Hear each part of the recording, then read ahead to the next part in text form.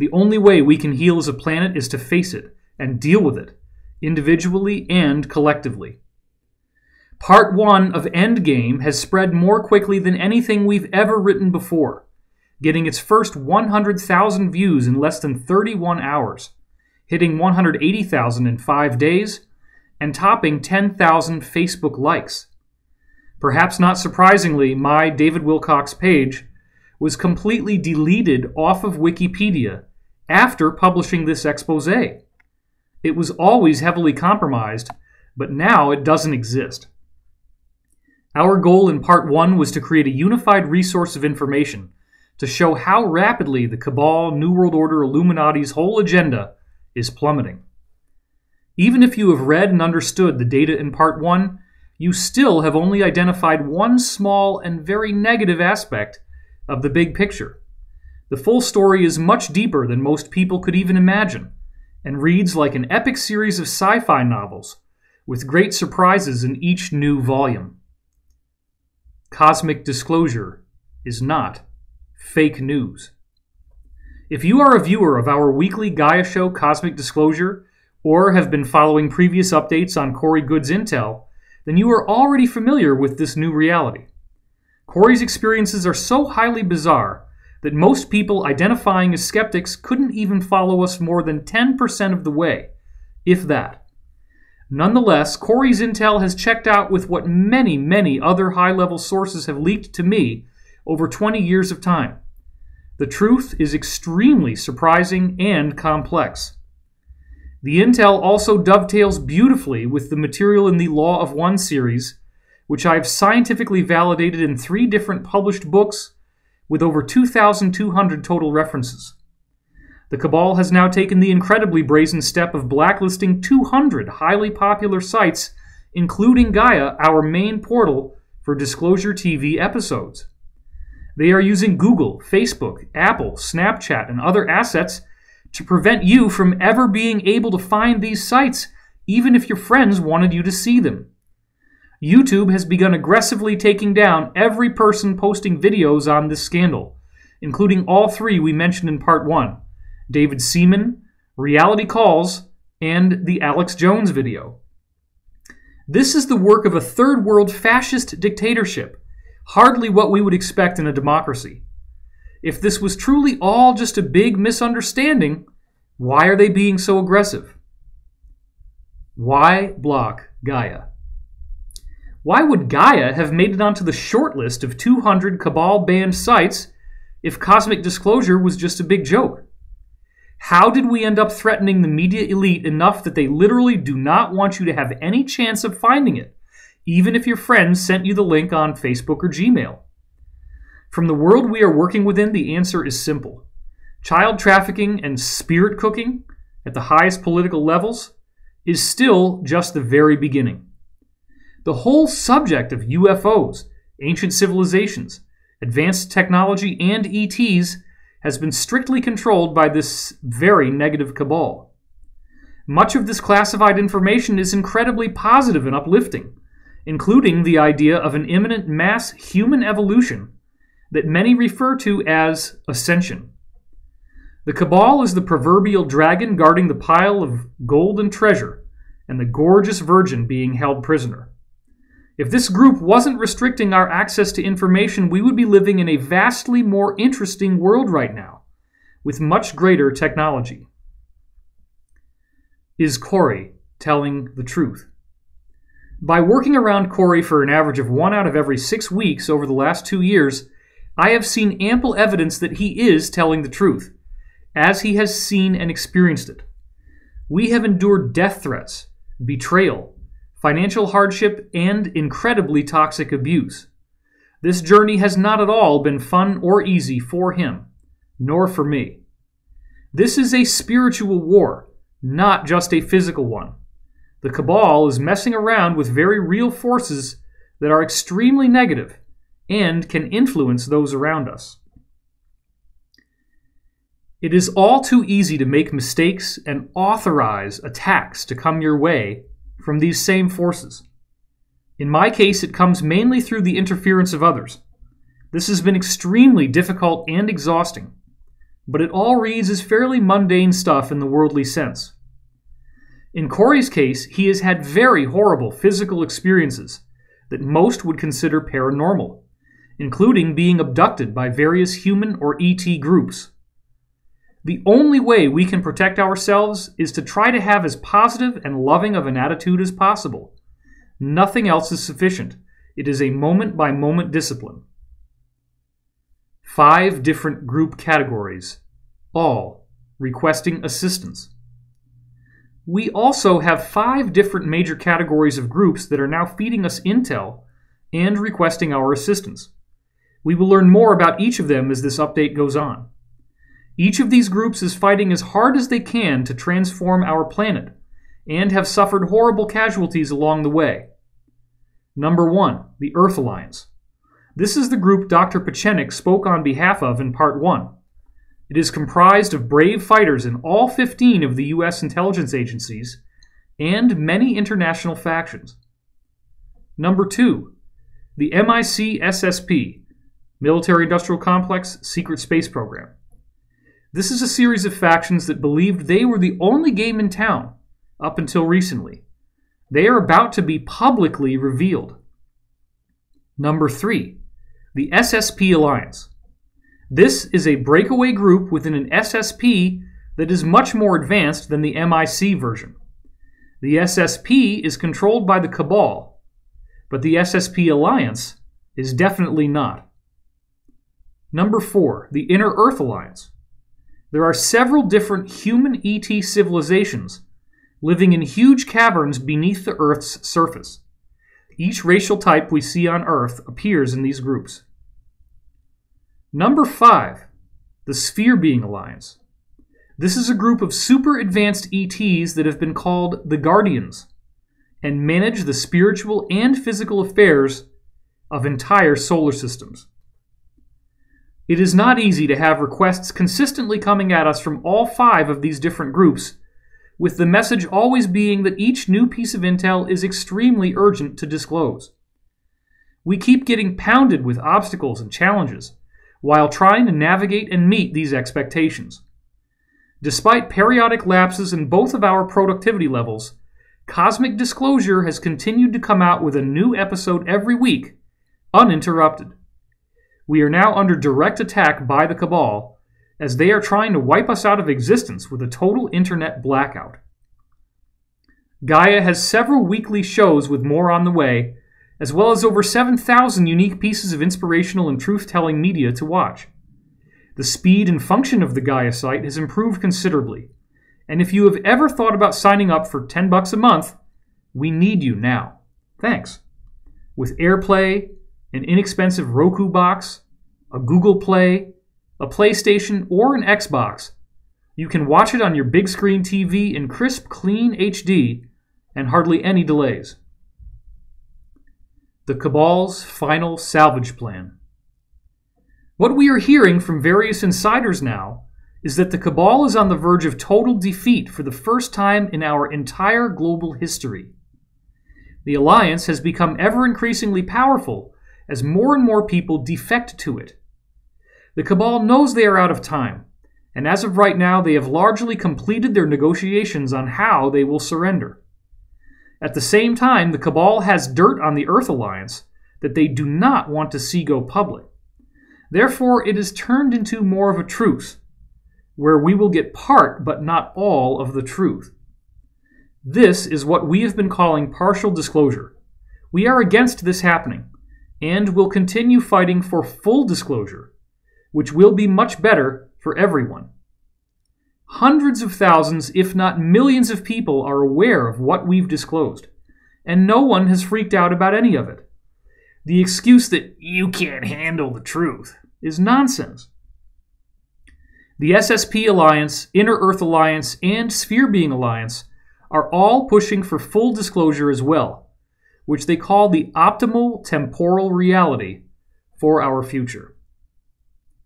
What is partial disclosure shaping up to look like?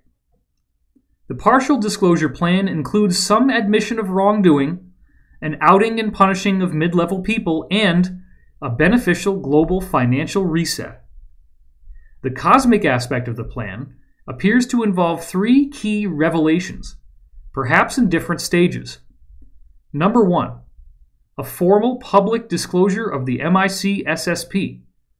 They have two large cloaked orbital platforms, flying black triangle craft, and the ability to travel throughout our solar system. Number two, the unveiling of ancient high-tech ruins in Antarctica that have been newly excavated. This will prove that Atlantis was very real and far more advanced than we thought.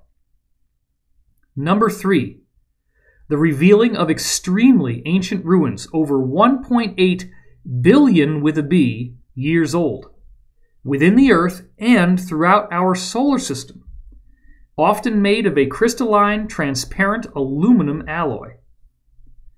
Although this sounds pretty awesome and would be a great leap forward, this is still only a partial disclosure that leaves gaping holes in our understanding. Another potential plan that is in the optional category involves the possible disclosure of a single ET group known as the Tall Whites. This is the group that Charles Hall and others have met up with. The Cabal might try to introduce us to this group, explain they have been around for a really long time, and hope that they can get us to follow a mystical new religion offered by these beings.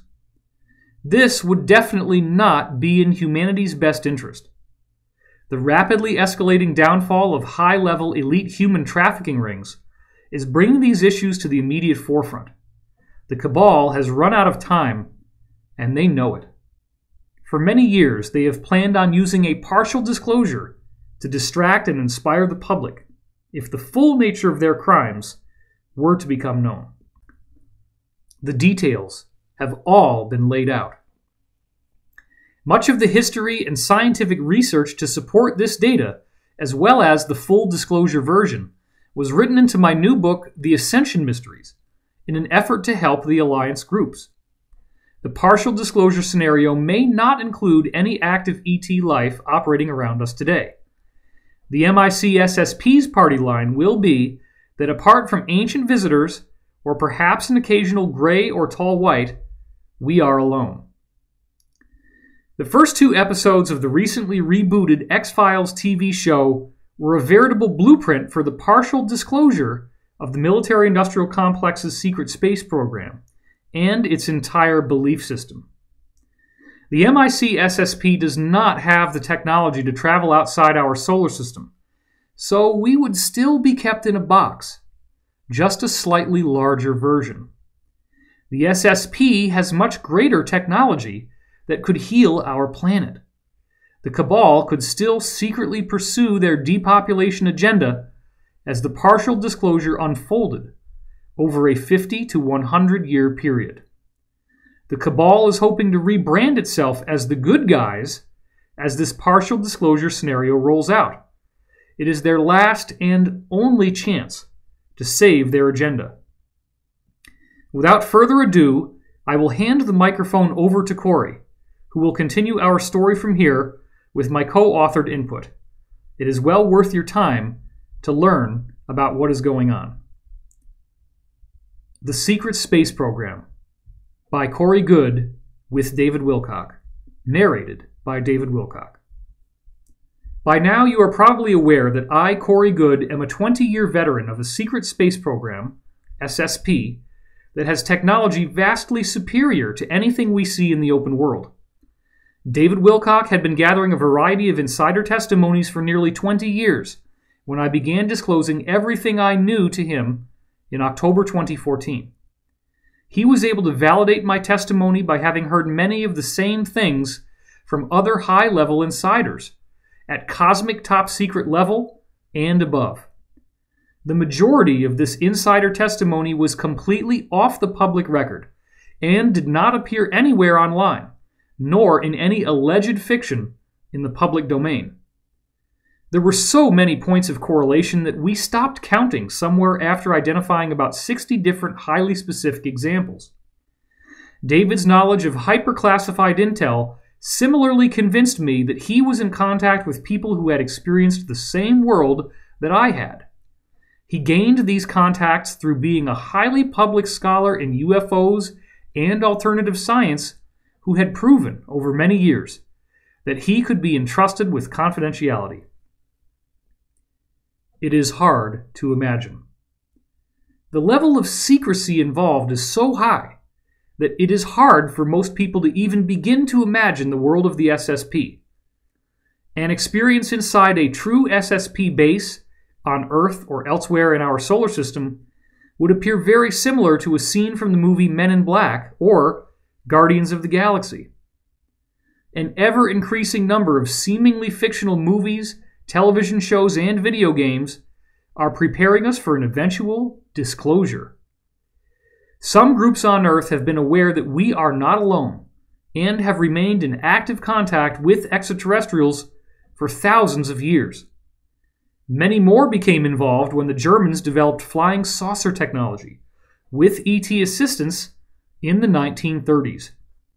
A vastly interconnected breakaway civilization has since developed, almost completely without any public awareness. William Tompkins independently validates. William Tompkins was unaware of me or any of my testimony when he wrote Selected by Extraterrestrials. Ours has strictly been an internet-based story, and Tompkins is a 94-year-old veteran who is not online. During World War II, he debriefed 29 different U.S. spies embedded in the German SSP at the time. There are many astonishing points of correlation between what the two of us are saying, again, far beyond any likelihood of chance. Interviews with Tompkins were conducted for Gaia before he knew anything about my testimony, but it all lines up beautifully. There are several episodes where we compare these knowledge bases, and the results are very surprising. Contact was reawakened. I had basically been out of the loop in the SSP since the late 1980s, except for a number of encounters with them in the 1990s and early 2000s that were all very brief missions. Much to my surprise, I was brought back into this world approximately 4 months after David and I began comparing notes. I was taken to a base on the moon that I was already familiar with, entitled the Lunar Operations Command, or LOC. By this point, David had gathered the bulk of my testimony together and had thoroughly briefed the senior management of Gaia on the story. I was quite surprised to discover that an alliance had formed within the SSP that wanted to share their remarkable technology with the general population of Earth. This alliance partially arose out of the SSP faction I worked within, known as Solar Warden. There are a total of 5 different SSP factions, and Solar Warden is made up of members from all 5 of them. The Solar Warden code name was also discovered by the hacker Gary McKinnon and was independently verified by William Tompkins. Sphere Being Alliance Ambassador. The SSP is already engaged with a diverse community of over 900 different human-like civilizations that they have regular, ongoing trade with, as well as less frequent contact with many others. I became a conduit for the SSP Alliance to speak with a group of highly powerful, positive ETs that had remained mysterious up until then. These beings arrived in hundreds of gigantic spheres parked throughout our solar system. The spheres have been coming in since the late 1990s and have remained cloaked ever since. David was aware of the spheres ever since they first arrived, as they were often being seen on NASA's own SOHO satellite and were referred to as sun cruisers. No other ET group had anything that was anywhere near this large in size, so it naturally was quite a source of interest. Gonzalez was the key. The man on the inside who ended up bringing me into this world again has been given the pseudonym Lieutenant Colonel Gonzalez for security reasons. He had experienced in-person contact with the sphere beings while in the SSP at about the same time I had experienced similar contacts while living here in America. Gonzalez did not report these encounters up the chain of command for some time, nor did I tell anyone about what I had experienced. In late February 2015, the sphere beings asked for me by name through Gonzalez. He did not know who I was, and his superiors had to look me up and figure it out. Up until I was requested by name, the sphere beings had completely refused to interact with the SSP Alliance, even though the Alliance felt they were trying to do something positive for humanity. The negative ETs will seek out contact with the most wealthy, powerful elites on Earth to promote their tyrannical, dictatorial, service-to-self message. The positive ETs seek contact with those who can help share their message of love, peace, and service to others. Thrown in the middle. I effectively got thrown into the middle of a debate between the SSP Alliance and the sphere beings. Furthermore, the sphere beings wanted me to serve as their ambassador, sharing their perspective not just with the SSP Alliance, but with the general public on Earth. They are here to help guide us through an epic human evolutionary event that many call ascension. I have been told this will involve a massive release of energy from the sun that triggers advancements in DNA and consciousness. Wilcock's new book, The Ascension Mysteries, has references to ancient prophecies of such an event from many different cultures. The giant spheres are a form of living technology that is used to help smooth out this transition as much as possible. Without the help of the spheres, such a transition would likely be catastrophic and largely unpredictable. The Blue Avians. The main ET group I have interacted with has been the Blue Avians, a race of humanoids with large eyes and bird-like blue feathers on their bodies. We have since discovered that this is the same group that presented itself to the Egyptians through avian-looking humanoid gods such as Ra and possibly also Thoth. Their originally positive teachings were greatly distorted into the negative, as was described in the Law of One series. William Henry found ancient depictions of blue avians in Egyptian and other cultures, as reported in Cosmic Disclosure. Bird-headed humanoids are seen in Babylonian and South American inscriptions, as well as those of Egypt. Certain Bible passages describe Archangel Gabriel as having a bird-like appearance. Native American cultures also reported contact with the bird tribes, and the Japanese had the Tengu birdmen of the mountains. The Blue Avians are one of 5 mysterious, highly advanced ET races that are associated with the giant spheres. The Law of One series. Additionally, the Blue Avians have now absolutely confirmed that they were responsible for the creation of the Law of One series from 1981 to 1984. This was a series of 106 question and answer sessions between a PhD physicist and ufologist and an extraterrestrial intelligence communicating telepathically through Carla Ruckert. David had been studying the Law of One material heavily since 1996 and had already written 2 New York Times best-selling books on its complex science before we ever started talking. With that being said, the main Blue Avian I am in contact with, Ra Tier Air, has given us a warning about quoting from the Law of One as if it were a religion. He said many people are starting to quote chapter and verse from it and use it as a belief system that all new information has to meld with or be questioned and possibly rejected. They made it clear that there are certain distortions in the Law of One material that came from the people at L&L Research who presented it. If we make it into a bedrock belief system, it can create a personal religion that can be damaging for the individual in their emotional and spiritual evolution. Ultimately, we must all exercise our own discernment and choose for ourselves what the truth is, without ever worshiping any particular document or source. Telepathic contacts. It is also important to note that David has had telepathic contact with these same beings, such as through nightly dream analysis, ever since November 10th, 1996. Due to cosmic laws of free will, David has still never experienced the type of in-person contacts that are now happening to me. He has been given a roadmap of stages to go through that could lead to these contacts, and writing his new book, Awakening in the Dream, appears to be one key part of that process. Since I had already been a part of the SSP in the 1980s, it did not violate my free will to be brought back into it later in life.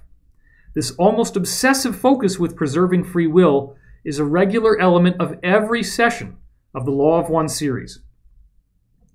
Complex and multifaceted.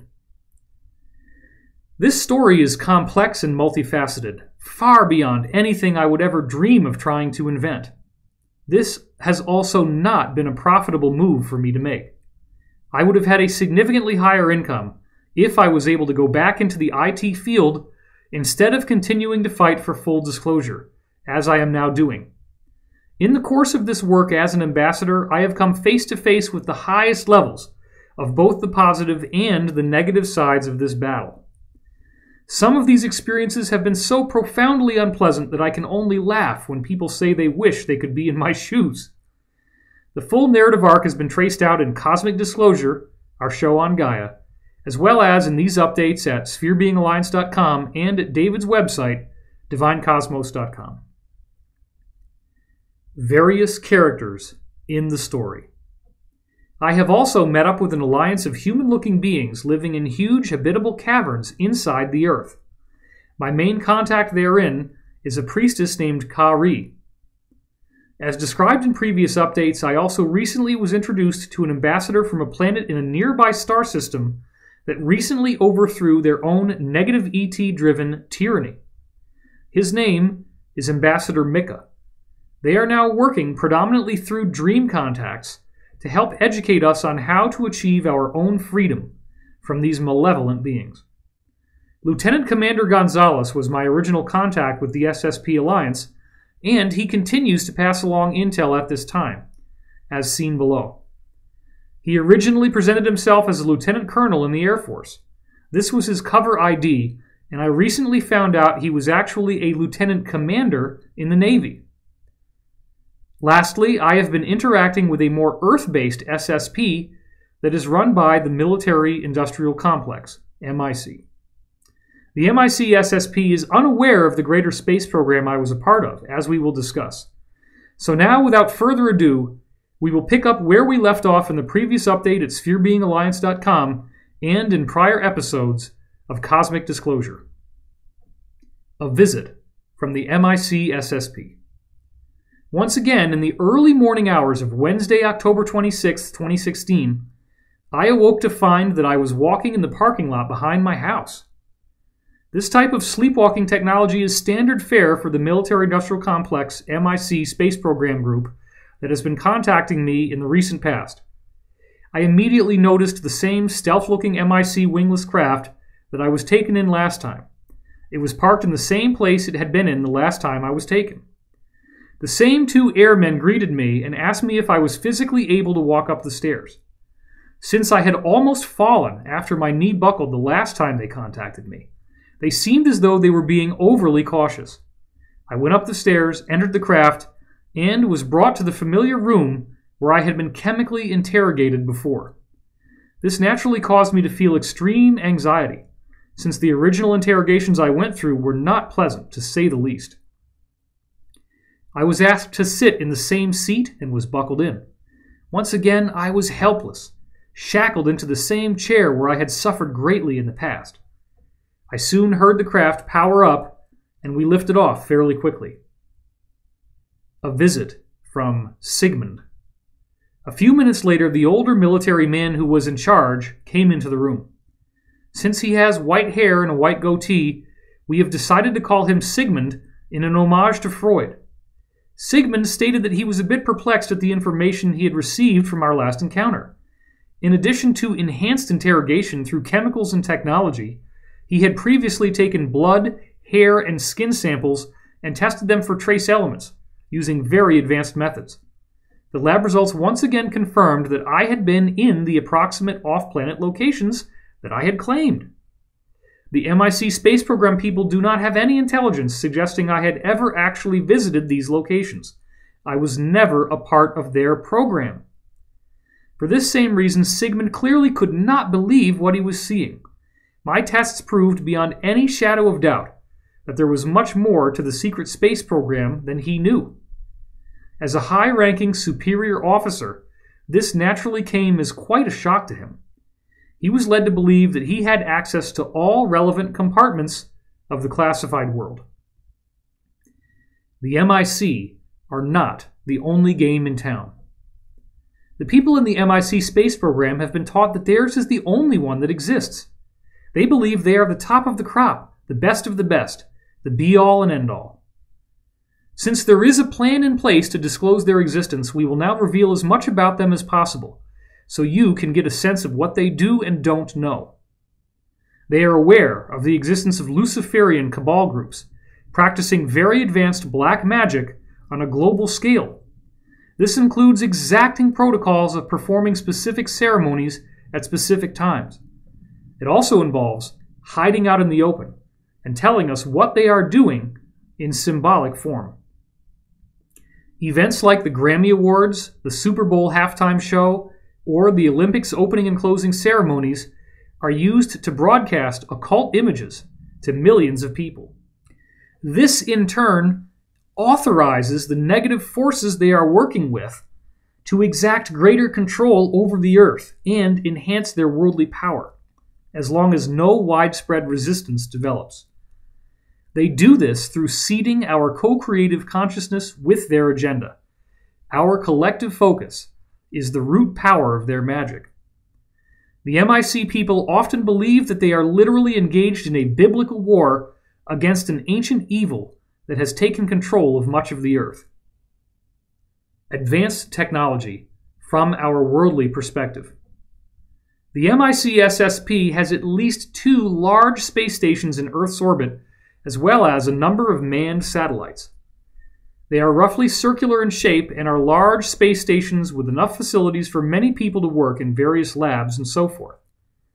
They are also reported by insiders to possess floating aircraft carriers that look exactly the same as what we saw in the Avengers and Captain America: The Winter Soldier. They have black triangular craft that can travel around our solar system, as well as other stealth-looking varieties. This technology makes them feel that if anything else was going on in our solar system, they would be able to see it. When they see the crafts from other programs or of any of a number of ET races, they are simply told that these craft are ours. They are told that they are not on a need-to-know basis about that particular program and not to speak about their sighting with anyone. It is very compartmentalized. The Cabal is a very, very intelligent group. They built the MIC SSP from the very beginning to be disclosed at some point as a protective deception to hide the deeper-level secret space program. If anyone in the military-industrial complex secret space program ranks made unwanted technological or informational breakthroughs, they would be quietly plucked out, just as occurs here in our own level of the cover-up. Therefore, no one in the MIC secret space program will successfully discover portals that take them outside our solar system, as one of many examples. Certain areas are cordoned off to them as no-fly zones, so they do not see the advanced ET civilizations that already exist in our solar system. If someone sees something they shouldn't have, and the idea that it is one of ours doesn't stick, they very likely would disappear, or be reassigned.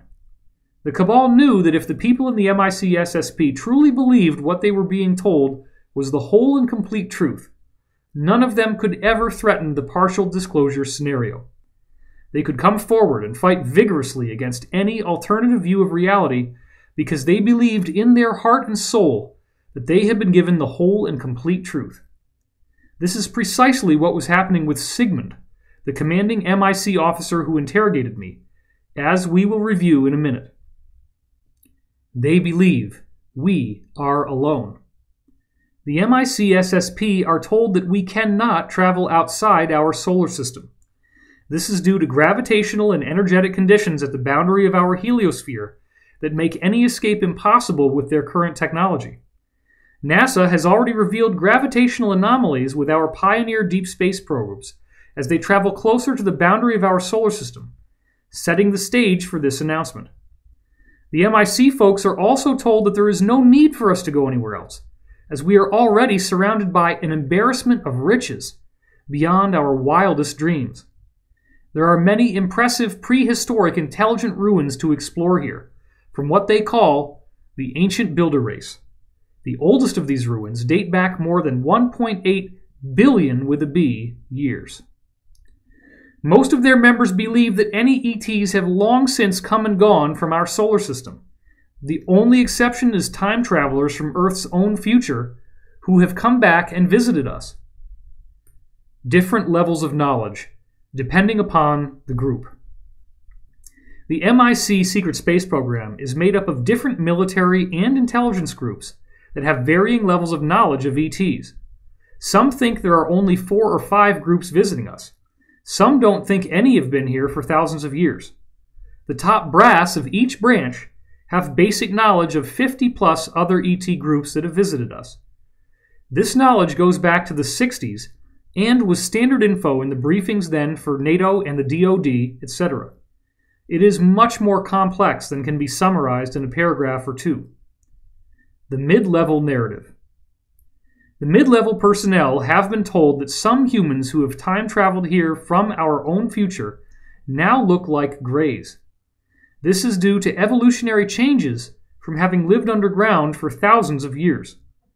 One of the partial disclosure narratives was designed to focus on this idea, namely that all the human-looking and gray-looking ETs come from competing timelines in our future. The higher-ups usually know about a handful of ETs that are here now, but they are ordered to keep silent about it. Some MIC Secret Space Program groups believe that we are all the blood descendants to varying degrees of pre-Atlantean human ET refugees that they call the pre-Adamites, as we will discuss. This is also a key feature of the belief systems of the various Cabal groups at the higher levels. The Cabal groups believe they have significantly more pre-Adamite blood than the rest of us, and formed royal bloodlines and elite ruling castes as a result. Energetic changes in our solar system. As Wilcock revealed in The Ascension Mysteries, one of his insiders has worked with the MIC Secret Space Program and has been thoroughly educated in their views as we are explaining them here. The MIC SSP people are also aware that an energetic change is occurring in our solar system. They expect that this will lead to a massive release from the sun in our near future. The classic movie 2001 was intended to pave the way for the MIC program's eventual disclosure. If a sufficiently massive sighting or a well-publicized data dump from a whistleblower got traction in the mainstream media, the MIC Secret Space Program could have been revealed many years earlier. 2001 and 2010 installed all the key pieces of information we would be told over time in the aftermath of that eventual disclosure. If you try to explain to the MIC Secret Space Program that a much more advanced secret space program is operating around them, it is akin to blaspheming a major religion in front of its devoted followers. Pre-Adamites in the ice. Now let's return to our scene where I am now on the MIC Secret Space Program craft, hearing what Sigmund was telling me. Sigmund revealed that he had been stationed at several classified military installations in Antarctica. He had spent time in the very area where the Anshar Inner Earth group had taken me on a reconnaissance flight. He stated that an extremely ancient series of cities had been discovered flash-frozen deep under the ice shelf. He confirmed that there were also many animals and pre-Adamites preserved in the ice. He described the pre-Adamites as beings with elongated skulls, with strangely proportioned bodies that were obviously not designed for Earth's gravity and atmospheric pressure. When we combine this with what Gonzalez told me earlier, and the academic research David compiled in the Ascension Mysteries, it does appear that some of these groups were giants by our standards. Other hybrid groups may have been bred to have more conventional heights and or adapted to Earth's gravity over time by becoming shorter. The history of the pre-Adamites. According to Sigmund, this pre-Adamite group had apparently arrived here from another planet in our solar system that was no longer hospitable. They arrived here approximately 55,000 to 65,000 years ago and began to create hybrids of their species and the developing human population. This fit beautifully with what Gonzalez and others had already disclosed, which in turn became the central narrative of the second half of David's The Ascension Mysteries. What we now see as Antarctica was the seemingly mythical lost island of Atlantis. The Buwachi map from 1754 depicts accurate subglacial topography of Antarctica. No one in modern times even saw the continent itself until 1820. Insiders tell us the Buwachi, Orontius, Phineas, and other maps were copied over from ancient scrolls in the Vatican Library. The Earth shifted on its rotational axis, perhaps due to a nuclear war, and the water that inundated the continent quickly flash froze into a gigantic ice shelf. Sigmund stated that the hybrid survivors of this catastrophe, who were living on other continents at the time of the Great Flood, completely lost access to their ancient cities for over 10,000 years. These beings then began to breed with the human populations in the regions they were stationed in at the time of the disaster. One major faction of pre-Adamites was constrained to the Americas, while the others survived in Europe, Africa, and Asia. Tompkins, Aldrin, the Draco, and Antarctica. The 29 embedded German spies Tompkins interviewed during World War II confirmed the Nazis were working with a violent, aggressive reptilian race. This group is humanoid, but with reptilian features. They have been called the Saurians or the Draco, and pose the biggest problem for everyone in our region of the galaxy. Surprisingly, the Draco have a central base of operations in our solar system, including huge under-ice facilities in Antarctica. This makes Buzz Aldrin's latest alleged tweet extremely interesting. We do now know that this tweet was disinformation, but the contents are still important to analyze. We can prove that he had just visited Antarctica while wearing a shirt encouraging us to get to Mars ASAP. We did hear that he was there to tour the pre-Adamite ruins that are now on the verge of being disclosed to us as part of this transition plan. Aldrin fell ill and had to be returned home. The disinfo begins with him allegedly tweeting a pic of an alleged Antarctic pyramid with the words, "We are all in danger. It is evil itself." If this had actually been real and not another internet hoax, it strongly suggested that he was briefed on the existence of the Draco, perhaps off the record, and it nearly gave him a heart attack. Excavation has finally been allowed. My contacts in the SSP Alliance revealed that the Draco have finally allowed the U.S. to excavate new pre-Adamite archaeological sites under the Antarctic ice. They have also granted permission for the small number of surviving pre-Adamites to access these areas once again. These pre-Adamite people look and sound just like us, except that they have elongated skulls that they must keep hidden if they are ever seen in public. David asked me how many of these people still live on Earth. As of now, I do not have any clear intel on their numbers, but it is likely in the thousands, if not more.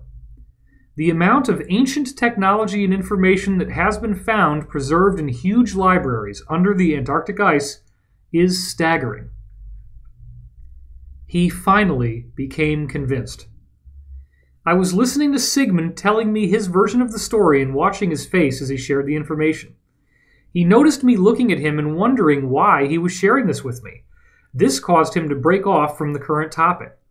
He then stated that the data they collected from me the last time we met had the telemetry that I had retained subconsciously from the reconnaissance flight under the ice.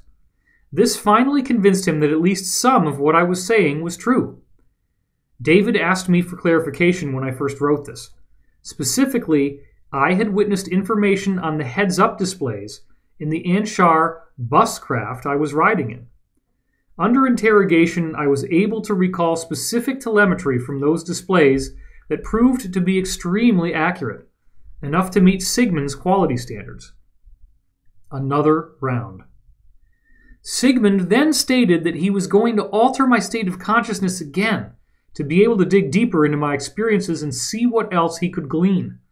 I told him I would prefer it if he didn't. I would be happy to answer any questions he had. He ignored me and walked over to pick up a small device that had a metallic-looking cone at the end that looked like some sort of antenna. He then put in some sort of earplugs and turned the device on. I heard the same high-pitched noise that I had the last time. At this point, I lost consciousness, as has become the norm when this technology is used. Whatever conversation I have with Sigmund under the influence of this technology is not available to me after it is over. Leaving the craft and catching another ride. The next thing I am able to remember was walking back down the stairs of the craft with both airmen assisting me down the narrow stairs to the parking lot. I walked back home and went into my living room. A blue orb was zigzagging around as if it was waiting for me. This is a phenomenon that has been ongoing since this all started in February 2015. It is the transportation system used by the blue avians. Many people are starting to see blue or purple orbs just as I have been told would occur. This is a key part of our mass awakening process. I indicated that I was ready to be transported and was taken back to the same Mayan breakaway mothership I had been on before. Another meeting with the Mayans. The Mayan breakaway group started out in Mesoamerica, and thanks to a successful ET contact, they were able to migrate off-planet. They have since become advanced enough to develop a unique technology that appears to be based on the use of stone and consciousness. They act as a healing group that have provided treatment to Gonzalez and many other survivors of SSP enslavement and torture. There were now 6 of the Mayans in the room. 3 of them were females. I had only seen a female on one occasion before with any degree of closeness. Gonzalez was standing over by the floating stone console looking at it, while a Mayan was working the controls. He directed his attention to me and greeted me. He walked up and scanned me with the same black stone sphere that he held in his palm the last time. He smiled, and as he lifted it up, he said, "Please focus your attention on the magic 8-ball." He then scanned my head again while I tried to focus on the black stone sphere as he requested. Once he finished his scan, he turned and walked over to the floating console and somehow placed the stone sphere into the side of it. He then looked over at the Mayans. They then went into the next room where another stone console was floating and gave us some privacy. Seeding info into the MIC secret space program. Gonzalez stated that he was sorry he couldn't share some of the details about why I was being abducted and interrogated up until now. He stated that this was part of an operation that was seeding information into the ranks of this MIC secret space program. Apparently, many of them are disillusioned and questioning whether or not they were indeed at the top of the intelligence totem pole, as they had been led to believe. He stated that if this information gets to the right people within the MIC secret space program, it could hinder the wider plans of doing a partial disclosure of their program. These individuals now felt there was much more going on in the programs than they had been told. Gonzalez further communicated that I had to be unaware of this operation, so the interrogators would not figure out this info was being given to them on purpose. I had assumed that a similar scenario was behind why I had been kept so completely in the dark about what was happening to me, and why all of this had been allowed to occur by the SSP Alliance and the Sphere Being Alliance. More on the pre-Adamites and Antarctica. Gonzalez and I then talked about the conversation I had on board the MIC Secret Space Program's craft regarding the pre-Adamites. Gonzalez confirmed that he had received the same intelligence from some of his SSP Alliance contacts. The same data also appeared in the reconnaissance flight telemetry that the Anshar had shared with him. Advanced tech in ancient ruins. Gonzalez soon moved to another topic. He stated that Cabal proxies had discovered pieces of ancient technologies hidden in time capsules in many of the ancient Sumerian ruins. These proxy agents completely razed these ancient ruins to the ground, looking for these time capsules. These groups not only found several pieces of technology inside the walls of these ruins, they also located some new sites buried below them that were much more ancient. He stated that these artifacts were being stored in Mosul, Iraq at the moment.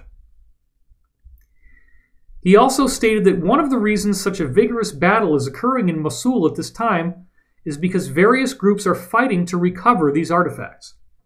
After these historical sites were destroyed, the Alliance sent operatives to other similar sites across the planet to do sonar scans and try to locate more of these time capsules. He stated that they were doing so in the dead of the night and were using very advanced technologies to try to detect other anomalies around these ancient sites. The pre-Adamites want control. According to Gonzalez, the ancient technologies that were discovered in Iraq had belonged to this pre-Adamite group. This group wants the return of these technical artifacts immediately, considering them to be their private and personal property. However, certain factions who are now in possession of them will not turn them over. These are Earth-human proxy groups that the Cabal had sent on behalf of the surviving pre-Adamites. They got the cosmic equivalent of gold lust when they saw the treasure. What further complicates matters is that there are two different royal bloodlines among these pre-Adamites. These two groups are in a type of competition over the control of the financial and political systems of various countries. As I have said before, the people we are now calling pre-Adamites all have psychopathic characteristics by our normal definition of the term. The elongated mitre hats everyone wears in the Vatican are one of the ways they have been able to conceal themselves while still operating amongst us. The surviving pre-Adamites apparently have blue eyes. A weakening of the Cabal coalition. Gonzalez stated that this argument over the pre-Adamite ruins meant there was an obvious weakening of the Cabal's coalition. This split in the ranks of these global syndicates was being exploited by the Alliance. It seems that many of these Cabal groups now see that their organization is about to be fully exposed and brought to justice. The disclosures David mentioned in Part 1 did not happen by chance. They are the direct result of the hard work of the Alliance through outlets like WikiLeaks. It appears that many of these people are positioning themselves to cooperate with the Alliance during the prosecution phase. This, of course, is a very helpful thing. David and I have both consistently stressed that whistleblowers should be seen as heroes. It is very important that we not devolve into a witch hunt mentality. Issues with memory. At this point, the stone console behind him started flashing symbols in various colors of light. He turned his attention to the control panel as I noticed two of the Mayans entering the room. All three of them walked to the floating stone console and observed the symbols appearing in an obvious sequence. He glanced over at me and asked me if I was still having issues with my memory.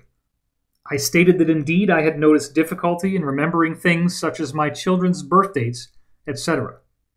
His forehead wrinkled up a bit. He said he wanted to consult the Mayans to see what type of help they could offer. He then smiled at me as a blue orb entered the room and zipped directly in front of my chest. He continued to smile as he waved goodbye. I was taken to my living room, where I again laid on the couch and fell asleep. Another encounter with the Banished. Over the next 2 days, I was trying to make sense of what had occurred. I attempted to meditate on the experiences to see if I could remember what had happened while I was being interrogated. On the following Saturday, however, I was completely distracted by another encounter with the Banished female that had implanted entity attachments in me months earlier. This had been a highly unpleasant experience where I awoke to her being in a hotel room I was staying in with my family. Everyone else was fast asleep when this happened. She was completely uninvited. As soon as she noticed that I was aware of what was going on, she was able to make me again go unconscious. I had still been recovering from the removal of the entity attachment by Kari a few weeks prior. During this recovery time, Kari had contacted me a few times to let me know my vibration was out of alignment and they were having difficulty getting through to me. Much of it had to do with the removal of the entity attachments, but some of it had to do with some anger issues I had towards an individual who I was working with. I was still carrying around a bit of trauma and resentment from my previous encounter with the Banished, and the number of weeks it took for Kari to let me know I had these entity attachments. Now I found myself face to face with this same woman from the Banished group. I had gotten up extremely early to do some work while my family was still asleep. An unwelcomed intruder. I was once again sitting on my couch with my laptop on the coffee table. Suddenly I felt static electricity in the air and looked over at the wall where my fireplace was. The wall was starting to warp and bend. I stood up and backed away to the other side of the coffee table from the wall. Right where the wall was warping and bowing inward, the same tall blonde female came walking through. She was taller than I thought I remembered. She was a good 3 or 4 inches taller than me and was wearing a very revealing outfit. She said, "Don't be afraid. I am Mara, and I mean you no harm." I just stood there slack-jawed in disbelief. I was both intrigued and a bit afraid after our last encounter. She sensed how I was feeling and smiled, as if she was pleased by it. She narrowed her eyes and smiled even bigger and began to walk towards me. I had part of the L-shaped couch behind me and the coffee table in front of me. I was thinking of an escape route when all of a sudden there was a brilliant white flash. Just in the nick of time. When my eyes had adjusted, I immediately saw Kari and the 2 men from the Anshar group approaching Mara, who now had a frightened and shocked look on her face. I looked around and noticed that I was in a smaller domed room that had one door that was covered by the hard light force field. I had been portaled into an Anshar, Inner Earth city. The 2 Anshar men escorted Mara out of the room and down a corridor. I was still feeling some of the after effects of fear and anxiety from the moments in my living room with Mara. Kari walked briskly up to me, placed her hand on the side of my face, and looked into my eyes. I immediately began to calm down, and my rapid breathing and heartbeat subsided. I asked her why the Banished was back, and what was her intent. Kari stated that her intentions were not honorable, and that they intervened for good reason. It is vitally important to stay positive and loving. Kari then stated that I would not be bothered by Mara again, but that I needed to keep an eye out for more of her kind who will come looking for her eventually. I asked what would happen to Mara. Kari stated that she will be placed in stasis until upcoming events had fully played out. She then gave me a hug and put both of her hands on my shoulders. She looked me in the eyes and told me that I needed to let go of my anger with certain individuals that I am working with, and to focus on getting my vibration back in balance. She gave me that huge infectious smile of hers, and then patted my shoulders and told me she was sending me back now. I was still a little bit shocked and confused from the encounter with Mara, and I'm sure my eyes showed it. Rebalancing my vibratory state. After another brilliant flash of light, I was now standing in the same place I had been in prior to the transport. In the time period since my last update, and up until this point of reporting, I have been brought before raw tier air on 3 occasions. Each of them had to do with the rebalancing of my vibratory state and the frustrating behavior and actions of some people from my inner circle. During these visits, I was able to observe the cosmic scene and noticed that the giant blue spheres were becoming notably more translucent.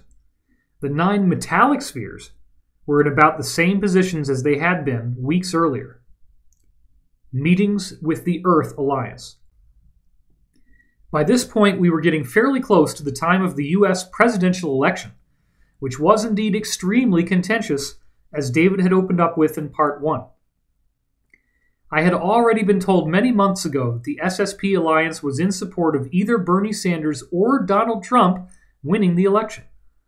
Both of these men are aware of the cabal, are not a part of it, and want to see it taken down for the betterment of humanity. Just days before the election, certain allies I had in the FBI, Department of Homeland Security, and FEMA reconnected with me. They were very excited because their data showed that Trump was likely to win. Hack attacks from a panicked cabal.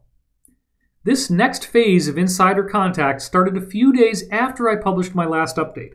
It began with a series of hacking attempts on my home computers. 3 of the computers that I use for work began to pop up intrusion alerts.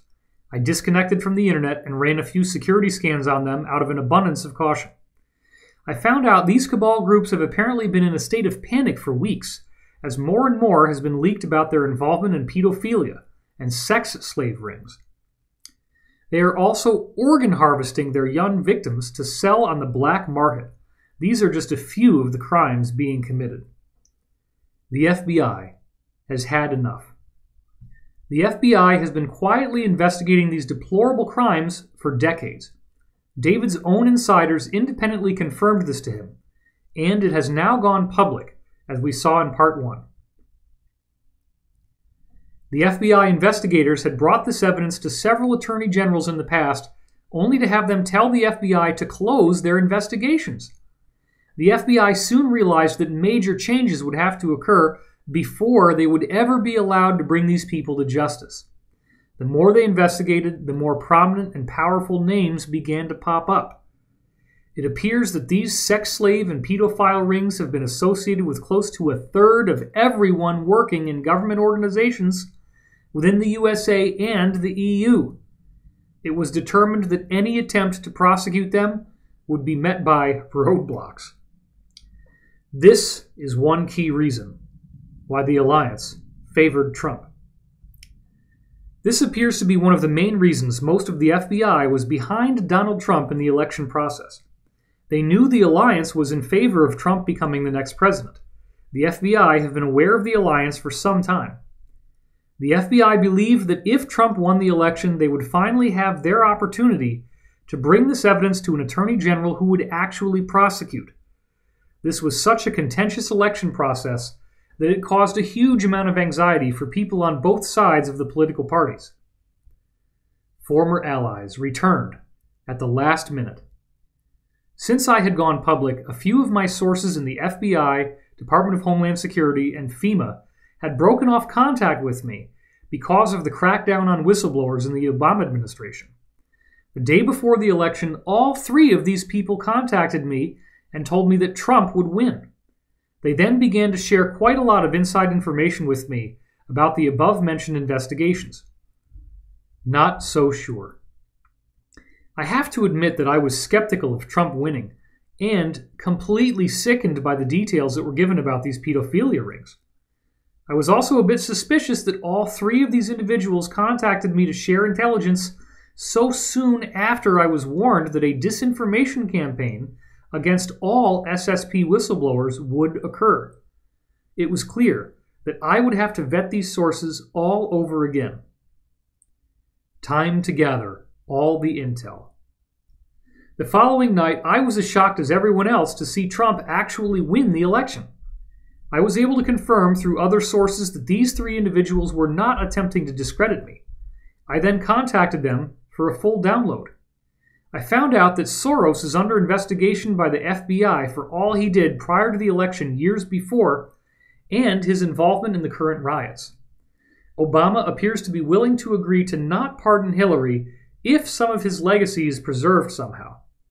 It appears Trump and Obama are keeping that option open, but I doubt it will occur after hearing all of the President of the United States ties to the Clinton investigation that keep popping up. There is a very unsettled mood among the establishment types. This was not supposed to happen. They tried to rig the voting, but underestimated the voter turnout for Trump. David captured a photograph of the front page of Huffington Post, now controlled by Verizon, on Election Day. It showed a 98% chance of Hillary winning and a 1.7% chance for Trump. Vote hacking would not be sufficient. It turned out that there were so many voters for Trump that it outpaced the Soros-owned voting machine glitches that they hoped would steal the election. They had calculated that changing approximately 1 out of 100 votes for Hillary in the key swing states would be sufficient, and they were wrong.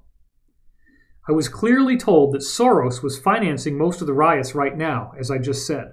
There are also lots of revenge attacks occurring against Russia from cabal-type groups. I found out that things are very bumpy right now between the Alliance and Cabal. They were not supposed to lose the President of the United States position. Very sickening information. As David shared in Part 1, Dr. Steve Pieczenik revealed that the Alliance was behind the Pizzagate emails. They knew exactly what we were going to find when they leaked them. The general population is being prepared for some very sickening information about all levels of influence in the U.S. government. We are going to find out how many people who are very influential from both political parties in the U.S. and the EU have been a part of this massive pedophile ring. This sex slave ring has also been used as a device to blackmail powerful people into paying large sums of money, as well as to influence how they make policy decisions. Once these uncomfortable truths are disclosed, society will not only be ready for more of the truth, they will take to the streets to demand it. Once we see how much is hiding below the surface and that this is just the tip of the iceberg, it will no longer be so easy for any power group to control the people. A visit from a drone. Shortly after I renewed these contacts, my wife came in the back door at about 1 p.m. Central Standard Time and told me a drone was flying all around the back of our house. I ran outside to see a white drone flying around, getting a good look at our house and the parking lot behind us. It then suddenly flew off quickly to its apparent takeoff zone, which had to be pretty far away. I had recently learned that there are similarities to electrogravitic craft in the way drones operate and are controlled. It was further communicated that some of these exotic craft have flight control systems that mimic game controllers or radio remote controls. Full-sized drones will appear in our skies as part of partial disclosure. I was told that in our near future we will see our skies fill with 3- and 4-rotor aircraft that look very similar to the drones that are so popular right now. I was also told these tri- and quadcopters would be almost completely automated, with advanced collision avoidance and autopilot features. This scenario would be part of a limited and partial disclosure program. The Cabal had hoped this would result in humanity not being told about anti-gravity technology until some time later. I was told that the rotors and motors on these drones could be replaced by anti-gravity technologies as they are declassified and become available. These craft will be used quite a lot by the military and police, as well as by various civilian industries. I got interested and purchased my own drone. My interest was piqued to the point where I decided to purchase a drone of my own to learn how to fly them for myself. Since I purchased a cheap drone that doesn't have GPS, all I have done is crash it repeatedly. I don't think it was a coincidence that a drone was performing an open reconnaissance of my house so soon after I bought my own. This visitation happened in the same week where I had purchased a cheap drone at a local electronic toy store, and only 12 hours after I had published my most recent report, A Shadow Revolution.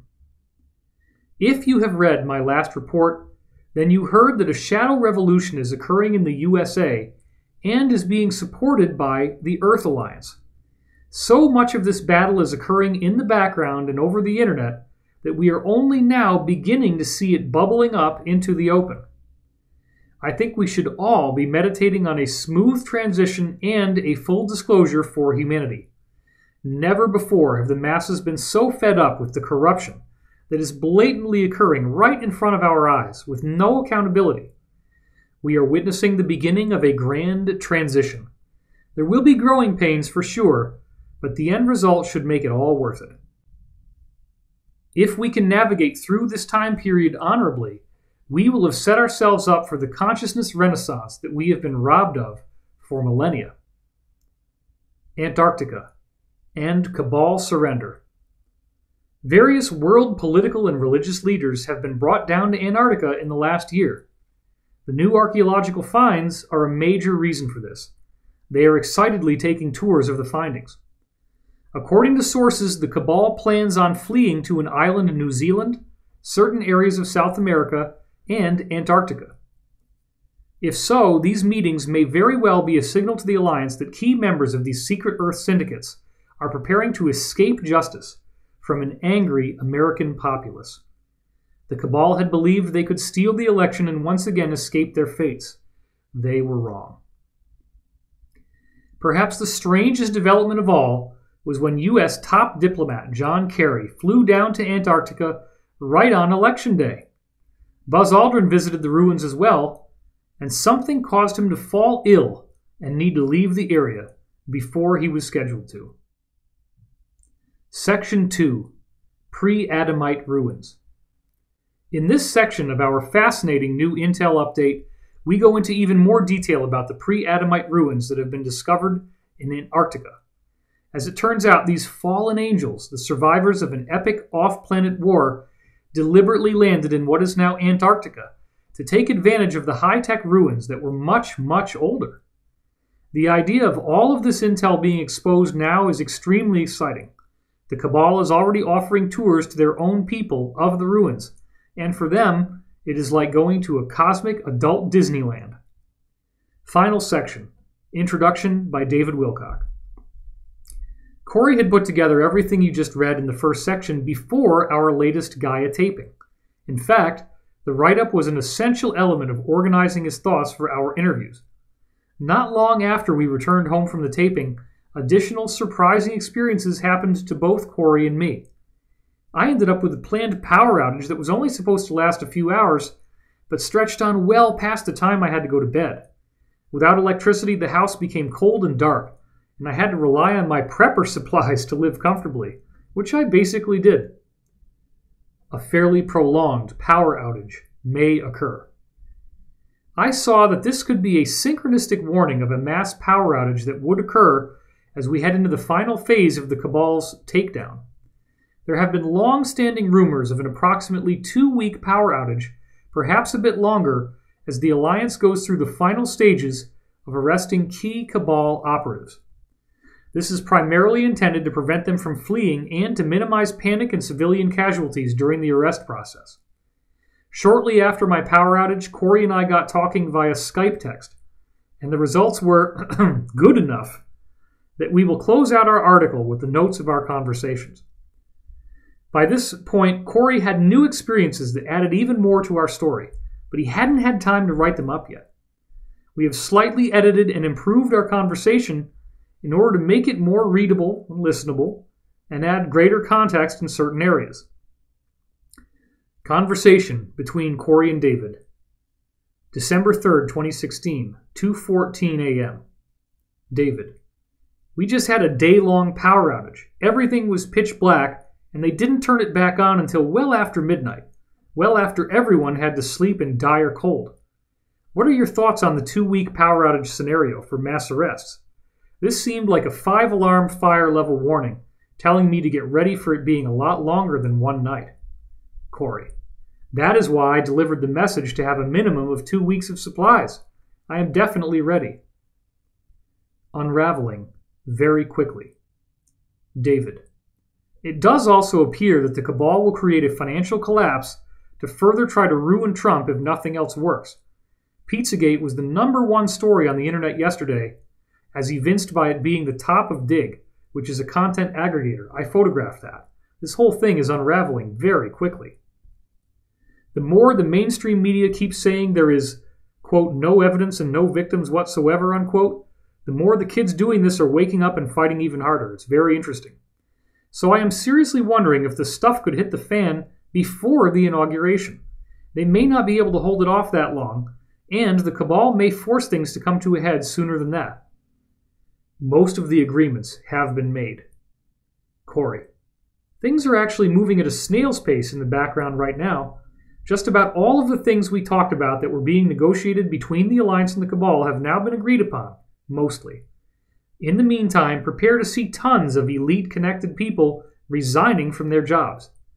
They will not flee the country, of course, but will immigrate to a safe zone out of protest of Trump being president and ruining all of their hard work, etc. David: wow, how recently since the election did they come to a full agreement? Corey: most of these agreements were final just before the election, once the likely outcome had become apparent, but many have occurred after the election. David. Both of these data points can and should work their way into the update so it is current. I will see to that. Losing power for this long was like a massive cosmic reset point for me. It does make sense that the Cabal would make an agreement once they see what is happening. However, their core teaching is betrayal is the first rule of the Order, so it is unlikely that they will ever accept any deal and actually do it. The Antarctic Discovery. Corey. I have now had well over a dozen confirmations that indeed a huge effing discovery was made down in Antarctica. Indeed, there are many, many types of ruins and artifacts strewn out across the continent group of islands and in underground facilities beneath the glacier-covered land. David. Very cool. Corey. The update is going to need an update to get current, but I can take care of that. David. Did this Antarctica discovery get facilitated by ice cap melting, allowing new areas to be accessed, then coupled with digging, or was it just the result of excavation? Corey. There was some melting, but mostly years and years of excavating. They use steam blowers to do most of their excavation of artifacts and to create new areas when they need to build, I was told. David. They must have hit the mother lode recently if it took them years to get there. Corey. Mother effing lode. Many square miles of new ruins. David. That makes sense about the steam blowers. Are we talking about a Manhattan-sized area of buildings and working technological artifacts? That good? Corey. Many square miles of ruins have been detected, with only a small percentage that has actually been excavated thus far. David. So it's not like the ruins were protected in some sort of dome under the ice and left undamaged. They are all trashed up, I assume, but there are still things in there that can be pulled out. Are any of the buildings in a fairly undamaged condition? Corey. They were all flattened, crushed, or knocked over by the events that flash froze the area. They have tons of trees, plants, and wildlife frozen in place, like they were put on pause. They are also finding many pre-Adamite bodies. David. Interesting. I expected that everything would have been thoroughly smashed unless there were some very unique conditions. There will be a whole lot of giant animals, sloths, mastodons, toxodons, turtles, and what have you. The biosphere was very different then. Corey. That is absolutely true. They are already pulling out a variety of bodies of flash-frozen prehistoric animals. Corey is being used as a dream symbol. Corey. I just remembered that Kari told me many people are having dreams of me teaching them in small classes in underground bases and in spaceships. This is because several different groups are using me as an avatar in dream contact now, as well as the people putting me in that place subconsciously. That is just freaky stuff and I don't like it. An avatar could be used of me to do anything in most dream states. David. I know the feeling. We've both had thousands of people write in after images of us appear in their dreams. We have to remind them that we are not literally traveling there, nor are we aware of what they experienced. Dreams are symbolic and metaphorical in nature, and based on the work we are doing, these symbols usually represent people's transcendent aspect in Jungian terms. Corey.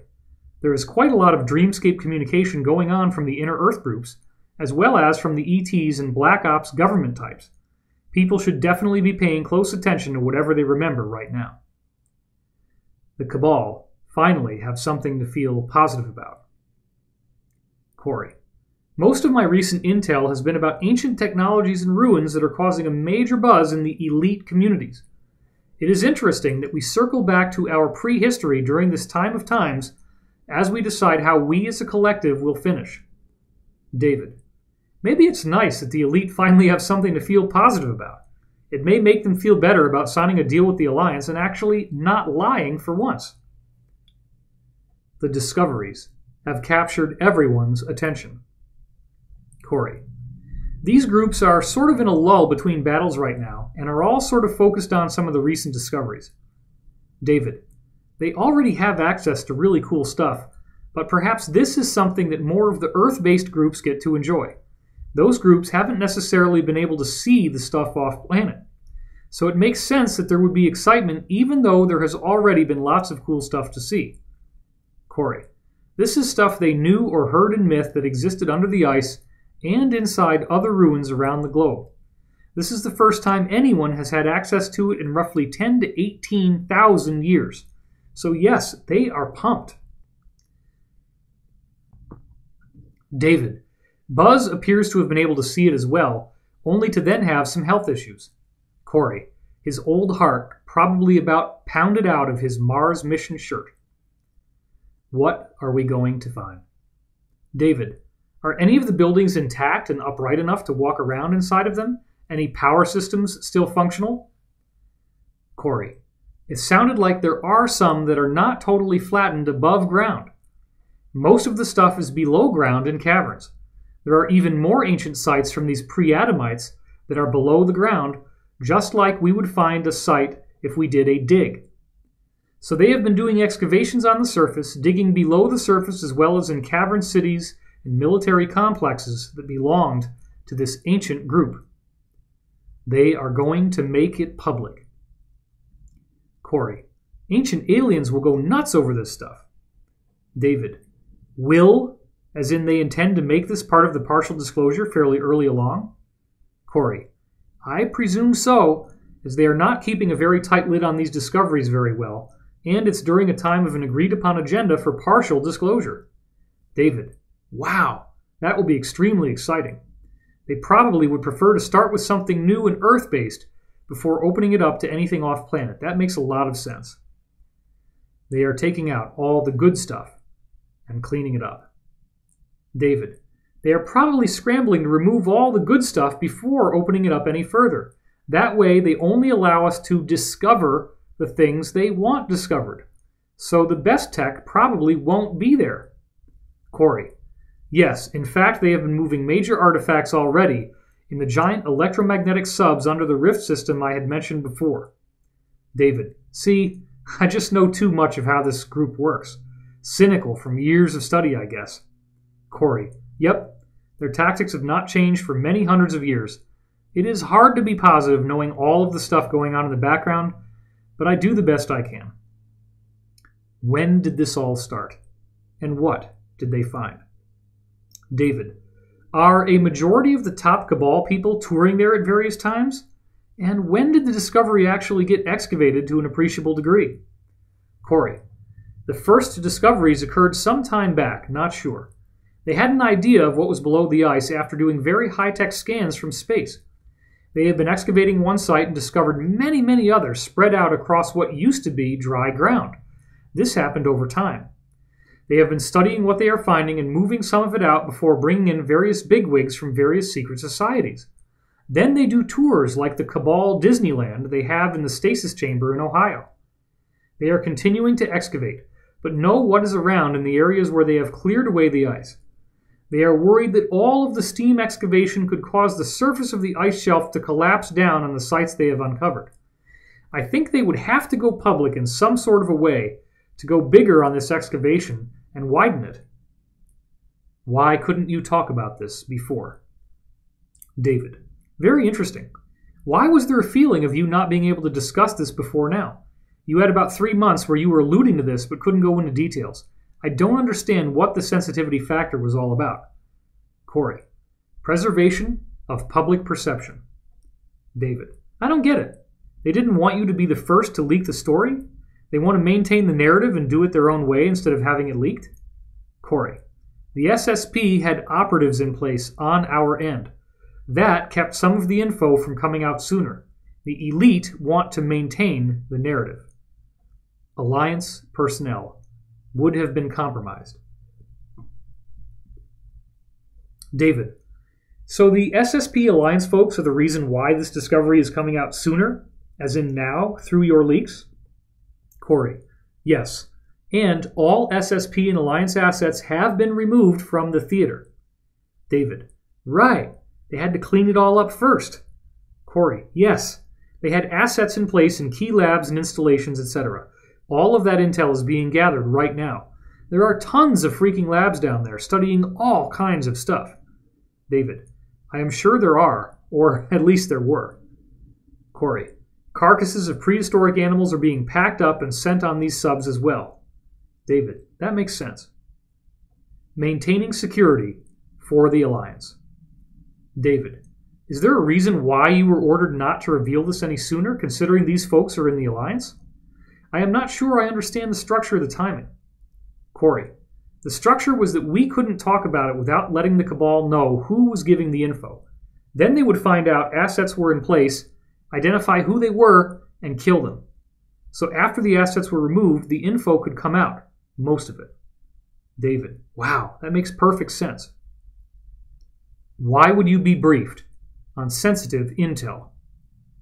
I guess the next question is, why are they telling you anything and then asking you not to leak it, considering you could be abducted and have it extracted from you by electrochemical means? I still don't understand why you are getting told things you can't share. Corey, they apparently wanted all this to get to the Air Force guy that questioned me for some reason during the time of extracting the assets. David, wow, very interesting about Sigmund. Now it is actually all making sense. We don't want to ruin it. David, I guess the only other thing that concerns me is, if we leak this, couldn't the elite turn around and change plans and ensure that no one ever sees it? Or are they so close to defeat that it is going to see the light of day either way? Corey, they may try to cover it up again, but things are so far gone for them it doesn't even matter much. Sigmund has finally figured it out. Corey, Sigmund was causing a lot of problems for the SSP Alliance. He was hunting them down as traitors, pretty much. Once he got this recent info from me, he then turned and has been asking a lot of angry questions from his superiors. So that mission seems to be accomplished for now. David, unbelievable. Corey, these missions are usually not clear for me as I move through them. It is a hard way to work, for sure. Why couldn't he have gotten the intel through other means? David, I don't know why he couldn't have just pulled phone records from my calls with Jacob and Henry Deacon and compared it to what you were saying. There are far, far, far too many specifics to be fake. Corey, he thinks they are all full of it and are gaming you as well. David, it's not possible to telepathically download so many specifics from each other at that level of complexity. It would be much easier for them to be telling the truth than for it to be some vastly coordinated deception.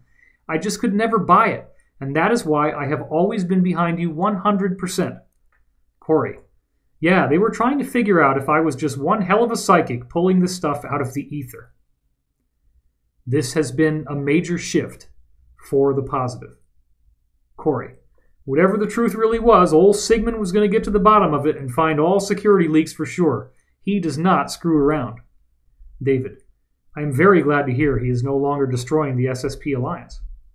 Corey, it was causing the SSP Alliance members that are part of these programs in the military to be so shy that they were not coming out of cover to report and do command and control work. So yes, this is a big deal. David, and this was the guy at the center of the whole problem. This is very interesting. It is quite a relief that things have turned around. You were used, definitely, but you may have saved the entire full disclosure scene in the process.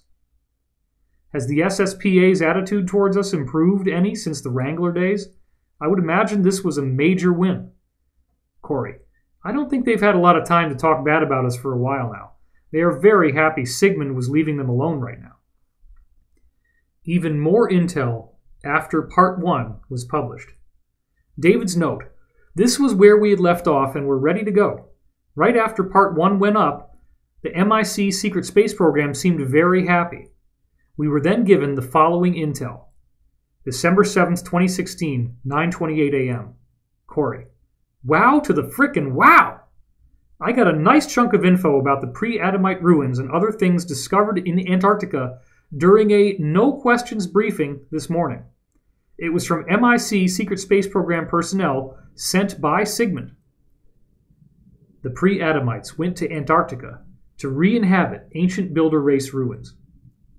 It appears that there was already some ice on Antarctica when the pre-Adamites arrived. It was, of course, in a different position than it is today, much closer to the equator. They went to this semi-tropical region even though it was not as hospitable as other places on the planet for a reason. They were coming here with little technology from a dire situation and wanted to take advantage of ancient builder race ruins and technology in Antarctica. There is at least one ancient builder race ruin complex there that is over 1.8 billion with a B years old. Amazing tech remnants. The researchers found pretty amazing ancient tech remnants. One discovery was a complex of rooms with a gold-copper alloy mix that were in plates covering the ceilings, walls, and floors of this complex. An image of Botatong Temple in Yangon, Burma, could be used for a general vision, not exact, of these gold rooms. They had weird spirals and grooves in the plates. They were obviously for channeling large amounts of electricity. There were other rooms that had a different atmosphere than we breathe, where the gravity is only about 36% of one actual Earth G. Cannibalized their own craft. It looks like the pre-Adamites cannibalized the ancient builder race ruins and technology along with the technology they had brought with them from their original world. It was obvious that they had also cannibalized the craft they arrived in to build the oldest parts of this pre-Adamite main city. Dude, there are so many things they found are finding. They have excavated little of what they have detected. I hope to hear more soon. I was told to keep this under wraps until more info has come in. Sharing it with you, though. David's note. 2 days later, we got authorized to include this material, which I was very happy about. Additional intel came in as well. Dehydrated, mummified bodies. Corey. Amazing ancient ruins were found in large areas of Antarctica, along with flash-frozen prehistoric animals and the inhabitants of the cities at the time, who were all killed in a major catastrophe. They have found these people looked much the same as the bodies that were discovered while excavating the Pompeii, Italy eruption. The Adamites that were not mixed hybrid breeds were indeed in the 12-foot-tall range. The bodies were all dehydrated and looked like rubber or dried leather. Many had slight pot bellies with fat pockets on them, as they did on their chests, like the dreaded man boobs. They were wiry, with very little muscle definition. They were in dress that was very similar to Egyptian, except it was more lavish, colorful, and pretty, with fine linens, etc. Their style was similar to ancient Egypt, but with a slightly different look on the headdresses and garments as well. The highest-ranking MIC SSP officers do know about ETs. December 9th, 2016, 6:39 a.m. Corey. One clarification needs to be made for the article. The highest-ranking officers in the military-industrial complex secret space program know there are a few other ETs here in the solar system. They know of 4 or 5 that frequent the Earth, and over 50 that are known to have visited Earth or our solar system. Only the bigwigs like Sigmund know about the larger number of ETs.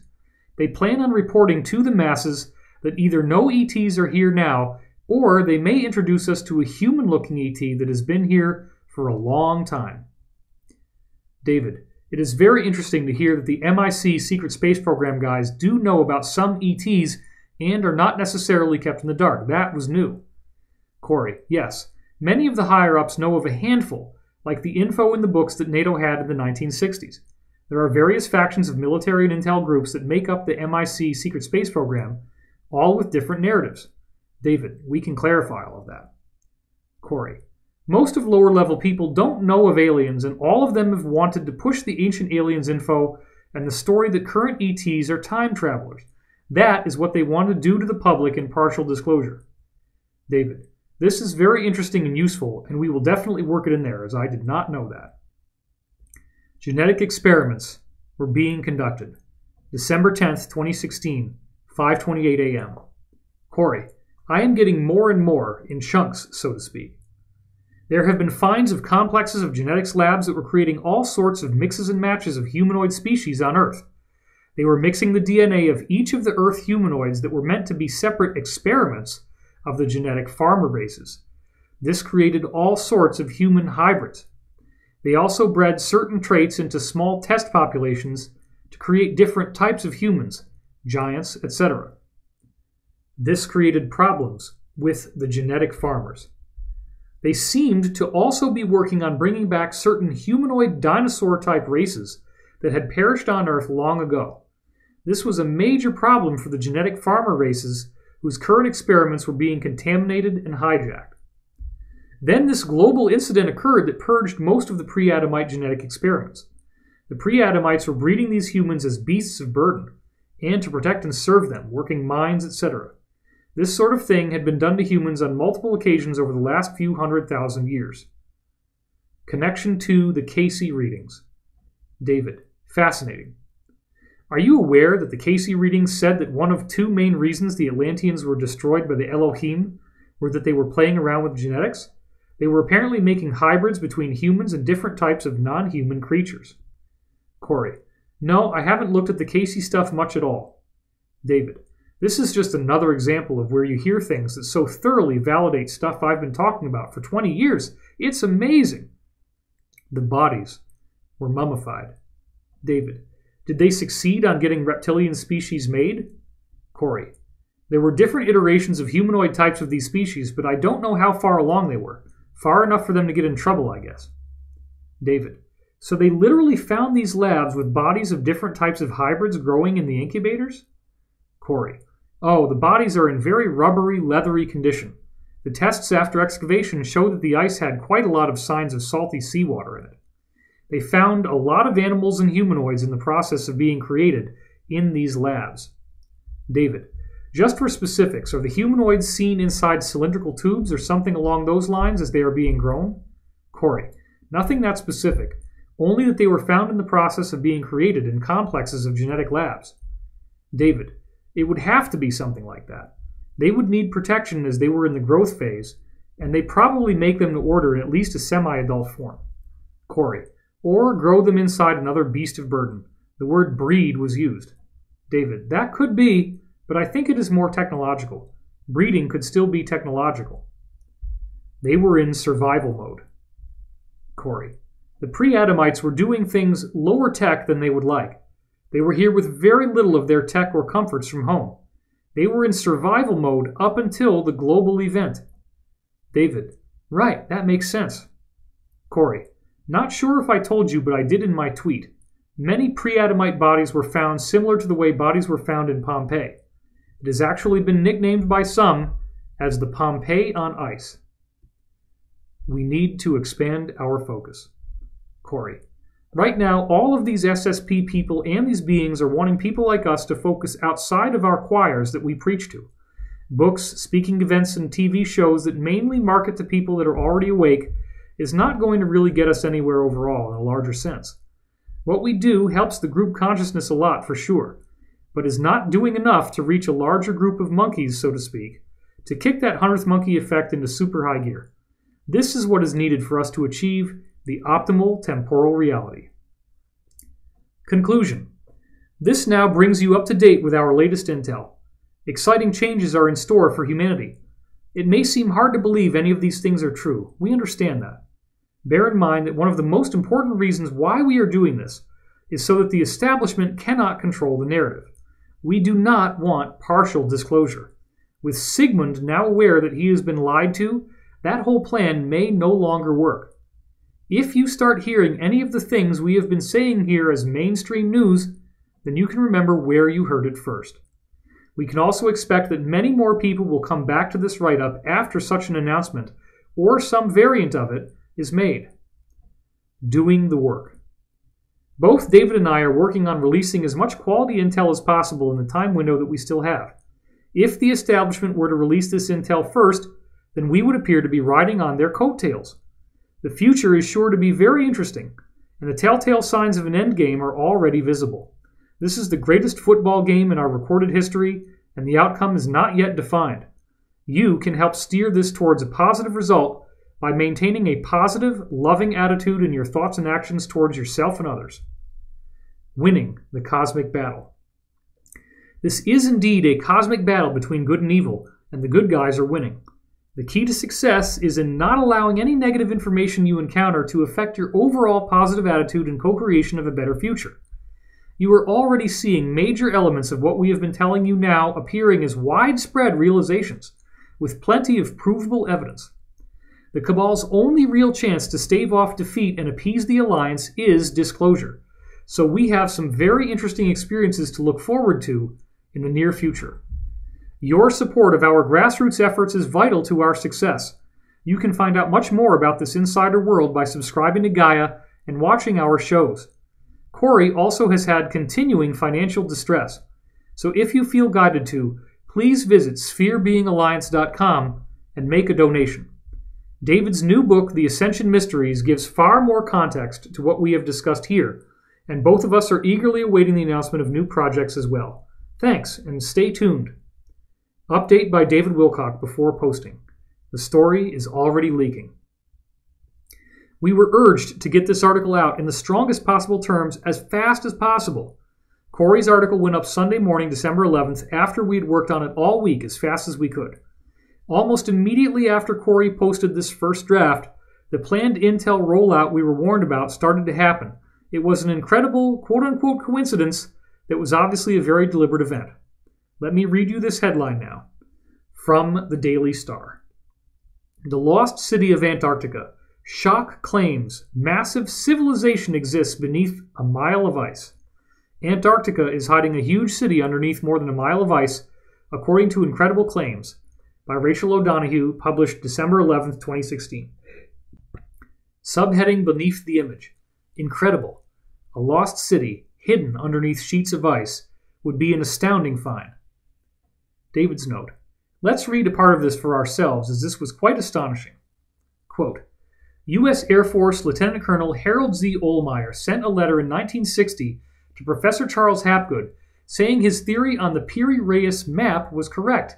He wrote, quote, the geographical detail shown in the lower part of the map agrees very remarkably with the results of the seismic profile made across the top of the ice cap by the Swedish-British Antarctic expedition of 1949. This indicates the coastline had been mapped before it was covered by the ice cap. This part of Antarctica is ice-free. The ice cap in this region is now about a mile thick. Subheading below the graphic. Theory. The Piri-Reis map of the world appears to show Antarctica without ice. Quote, conspiracists now think Hapgood was right, and he discovered that much of the South Pole was ice-free, and also the location of the lost city of Atlantis. The existence of this mythical utopia was first mentioned in the writings by ancient Greek philosopher Plato in 360 BC. The Atlantis that Plato described was founded by people who were half god and half human, around 9,000 years before his own time. If it did exist, this would be at a similar time that Professor Hapgood said shifts had occurred in the Earth's crust. And just a month ago, further proof of an Antarctic Atlantis emerged in the form of pictures of what appears to be huge pyramids jutting out of its ice. The astounding photos showed structures that bear an uncanny resemblance to the pyramids of Giza, which were built thousands of years ago by the ancient Egyptians. Could all of this mean one of the world's greatest mysteries is about to be unlocked? End quote.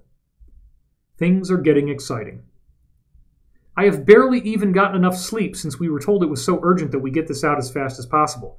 Now, almost instantaneously after Corey posted the first version, without most of the images included in the one I posted on Divine Cosmos, we get an article that teases exactly what we were telling you about. What are the odds of this being a mere coincidence? As astonishing and over-the-top as this intel sounds, it all lines up beautifully. There is no way we could have invented a story like this simultaneously with the release of such a teaser in the mainstream media. We were already talking about it in part 1. Thank you for your support of this work. This is really starting to get interesting. Update minutes later. Synchronicity already starting.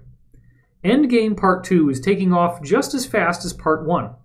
The views are flying in after just a few minutes. I just added the Solar Warden image and the hit counter was at a nice even number, 1,600. This is another example of the synchronicity phenomenon I reported in Part 1 happening again. Then, after breaking this into 2 sections and adding some graphics, Part 1 was now at 181,855, 18,1855. A few seconds later, after checking on this update, it got even better. Now the first and the second articles both had repeating digits in their hit counters, 18,1888 and 4399. This phenomenon requires no effort, and it bodes well for an emergence of the truth. Thank you for walking this path of discovery with us. Update, same night, breaking records. This article has taken off so fast that we've now topped 20,000 unique views in just over 5.5 hours. I hit refresh as it was getting close and landed on the quad, 19999. Thank you for sharing and liking this article. You are helping us fight for full disclosure, and we do sincerely appreciate it. Update 2, same night, 3 sets of 24s. As of 10:51 p.m., 7.5 hours after this article went up, we're already approaching 25,000 hits. I hadn't looked at it at all since the above and took some time off. Before going to bed, I randomly decided to refresh it and got a bunch of 24s. There were 2.4K Facebook likes and the hit counter was at 24,246. As soon as I published this and closed out of the page, the hit counter had a triple in it, 24447. Some people may not believe that this is happening spontaneously, but once you authorize synchronicity by opening your mind, you will be amazed at what starts to happen. These repeating digits catch your attention and tell you that whatever you were just thinking or doing is a sign that you are on the right track, spiritually speaking. No effort is required, it just works.